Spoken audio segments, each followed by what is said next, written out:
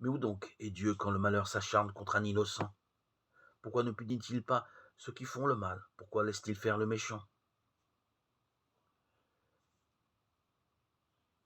Interrogeons-nous sur l'image que nous nous faisons de Dieu. Dieu voit, Dieu entend la souffrance de son peuple. Le récit de la rencontre avec Moïse à l'Horeb nous en est témoin.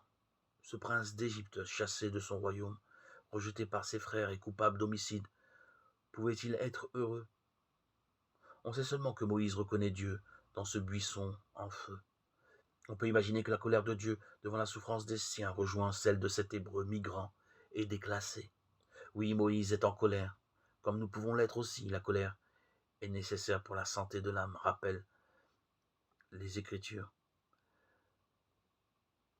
La colère est un puissant levier pour la vie spirituelle car elle est reliée à la force. Et Moïse à la force de Dieu lors de la sortie d'Égypte, par sa main puissante. Exode 32, 11. Dieu est fort, mais il est lent à la colère. Il pardonne les offenses, guérit les malades, fait œuvre de justice et défend les opprimés. Le Seigneur est tendresse et pitié, rappelle le psaume.